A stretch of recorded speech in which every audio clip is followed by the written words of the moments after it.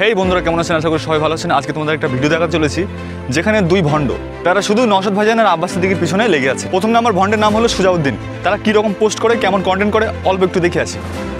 এই হলো সে তার আইডিটা। হ্যাঁ, শুধু দেখবেন নওশাদ সিদ্দিকী ভাইজান আর আব্বাস সিদ্দিকী ভাইজানের কুৎসা রটানো, কীভাবে মিথ্যাচার করানো হয়, মিথ্যাচার ছোটো ছোটো ভিডিও ক্লিপ নিয়ে, হ্যাঁ সেটা বিশ্লেষণ না, পুরো ভিডিও না দিয়ে কাটিং ভিডিও নিয়ে মিথ্যাচার করানো হয়।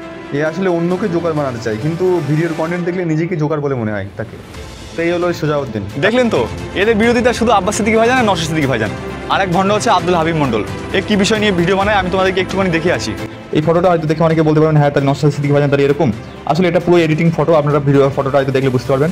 এই হলো মিথ্যাচার, এই হলো মিথ্যাবাদী। তবে আরও অনেক ভিডিও দেখাচ্ছি। ভাঙড়ে নবী এসেছে নবী দিবস মানাতে।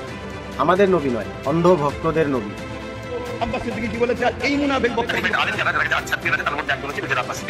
তাদের মূল বিন্দুই হলো আব্বাস সিদ্দিকী ভাইজান আর নওশাদ সিদ্দিকী ভাইজান কীভাবে ছোটো করতে হয়।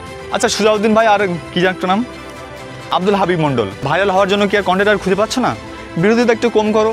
আব্দুল হাবিব মণ্ডল আর সুজাউদ্দিন ভাই, আপনাদের কাছে প্রশ্ন থাকলো, আপনারা কি বিষয়ে বিরোধিতা করছেন? ধর্মীয় অনুসারে নাকি পলিটিক্যাল অনুসারে? আমি যদি ধরি আপনারা বিরোধিতা করেন নওশাদ সিদ্দিকী ভাইজান আব্বাস সিদ্দিকী ভাইজান। যদি ধর্মের মত অনুসারে হয় তাহলে আব্বাস সিদ্দিকী ভাইজানের বিরোধিতা করছেন, আর যদি পলিটিক্যালি হয় তাহলে আপনারা নওশাদ সিদ্দিকী ভাইজানের বিরোধিতা করছেন। কিন্তু আপনাদের দুজনকে বলছি, আপনারা যে ভিডিওগুলো বানাচ্ছেন, আপনার বুকে হাত দিয়ে বলুন তো, আপনারা কি সঠিক ভিডিও দিচ্ছেন, সঠিক ভিডিও পোস্ট করছেন?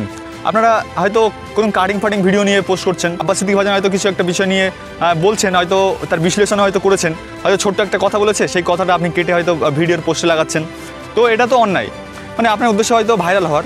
আব্বাস সিদ্দিকী ভাইজান নওশাদ সিদ্দিকী ভাইজানের কথা বললে ভাইরাল। একটা হাদিস আছে না, সেই ব্যক্তি মিথ্যাবাদী হওয়ার জন্য এতটুকুই যথেষ্ট। দেখলো না, শুনলো না, যাচাই করলো না, বিষয়টা শোনা মাত্রই প্রচার করলো। আপনাদের বিষয়টা ওরকম, আপনারা দেখলেন না, শুনলেন না, যা প্রচার করে দিলেন। ধর্মের দিক থেকে যদি বলা হয় তাহলে মতবিরোধ থাকতেই পারে। ধর্মের দিক থেকে যদি দেখা যায় তাহলে আপনারা মিথ্যাচার করছেন, আর পলিটিক্যাল সাইড থেকে যদি দেখি তাহলে আপনারা দালালি করছেন, হয়তো শকাতমালা দালালি করছেন। এটাই বলবো। এই যে মিথ্যাচারগুলো করছেন, এগুলো কিন্তু ঠিক করছেন? আর মিথ্যাবাদীর পরিণতি কী হয় আপনারা ভালোভাবে জানেন।